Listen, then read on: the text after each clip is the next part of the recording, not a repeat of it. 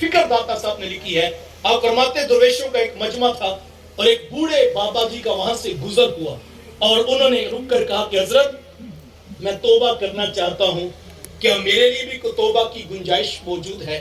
تو درویشوں نے دیکھا تو کسی نے آگے بڑھ کر کہا بابا ساری زندگی گناہوں میں گزار کے جب داڑھی سفید ہوگی, کمر میں خم آ گیا, ہڈیاں کمزور ہو گئی, اب عیش و عشرت کے بعد آئے ہو توبہ کرنے کے لیے, تم نے تو آنے میں بڑی تاخیر کر دی.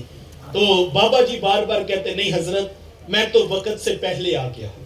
کہا بابا زندگی مرضی کی گزاری, گناہ کیے, عیش و عشرت کی داد لی, اور اب سفید داڑھی, کمر میں خم, گھٹنے درد کرتے ہیں, ہڈیاں کمزور ہوگی.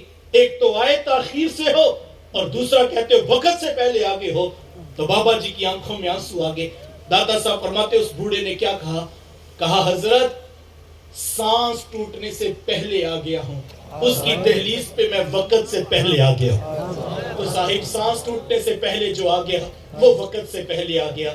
قبل اس سے کہ سانس ٹوٹ جائے کوئی اٹھا کے لائے ہمیں, ہم خود اس کی دہلیز پہ آ جائیں. اس کو بڑا اچھا لگتا ہے جب بندہ اس کی دہلیز پہ آ جاتا ہے.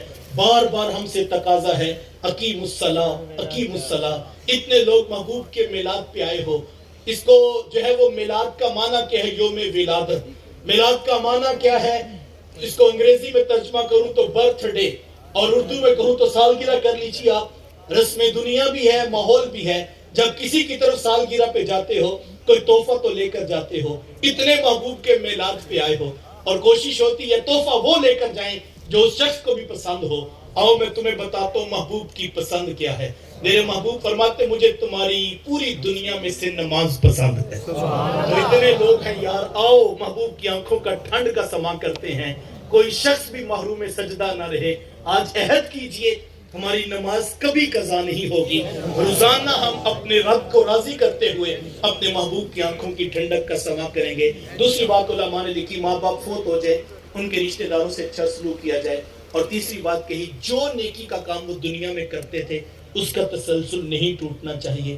کسی غریب کی مدد, کسی یتیم کی فیس, کسی بیوہ کے گھر میں راشن, کسی مسجد, مدرسہ, ہاسپٹل, بلکہ یہ میلاد کے جلسے اور ذکر رسول کی محافل اگر ماں باپ کرتے ہیں تو خوش قسمت ہے وہ اولادیں جن کے ماں باپ کو یہ سعادت نصیب ہے. کوشش یہ ہو کہ اولاد کو بھی اس راہ پہ لگایا جائے تاکہ وہ کل سینہ تان کے کہیں یہ میلاد کے پروگرام, یہ دروس قرآن کی مجالس, یہ دروس حدیث کی نشستیں میرا باپ ذمہ داری نبھاتا تھا, اب آج سے میں یہ ذمہ داری نبھاؤں گا. پھر ان کی نسلیں, پھر ان کی نسلیں, پھر ان کی نسلیں. میرے محبوب فرماتے ہیں جس نے نیکی کی بنیاد رکھی اور اس کے دیکھا دیکھی اور لوگ بھی نیکی کرتے رہے, فرمایا اللہ سب کو اجر عطا کرے گا اور سب جتنا اجر اس پہلے کو بھی عطا کرے گا.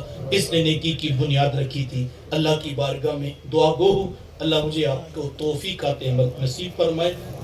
ہمارے میزبان عالی مرتبت اور ان کی ٹیم کا اتنا بڑا پنڈال سجانا, ذکر رسول کریم صلی اللہ علیہ وآلہ وسلم کے لیے اتنے لوگوں کو جمع کرنا, در حبیب کی حاضری کے اہتمامات کرنا, یا اللہ اس محفل کا لمحہ لمحہ قبول فرمائے.